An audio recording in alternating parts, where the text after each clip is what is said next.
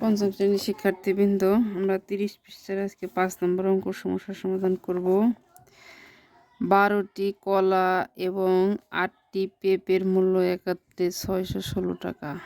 একটি কলার মূল্য 8 টাকা হলে একটি পেঁপের মূল্য কত টাকা? তাহলে আমরা সাধারণ নিয়মে অঙ্কটি করব। যে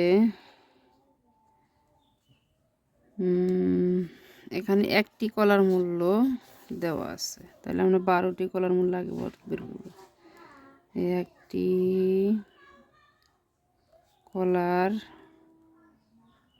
মূল্য, একটি কলার মূল্য কত টাকা? 8 টাকা। তাহলে কয়টি কলা? সুতরাং 12টি কলার মূল্য 8 গুণ 12 টাকা, 8 12 96 টাকা।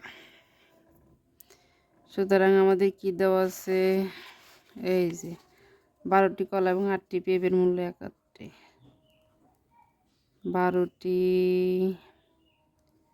কলা এবং 8টি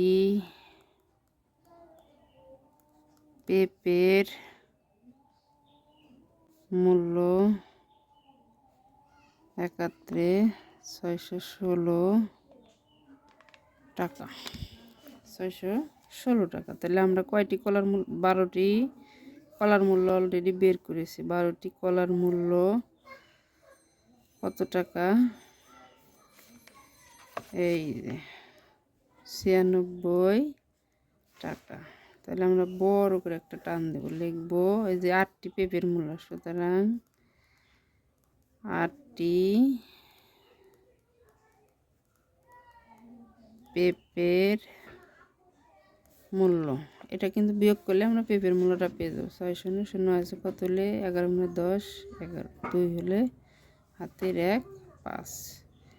তাহলে 520 টাকা হচ্ছে 8টি পেঁপের মূল্য। তাহলে একটি পেঁপের মূল্য নিশ্চয়ই কম।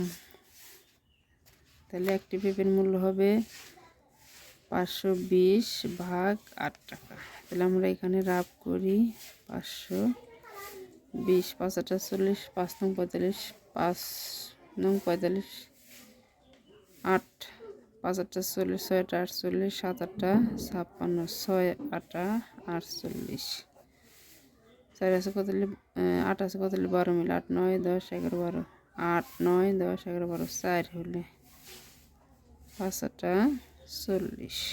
তাহলে একটি পেঁপের মূল্য কত টাকা? 65 টাকা। এটা হলো রাফ উত্তর, 65 টাকা।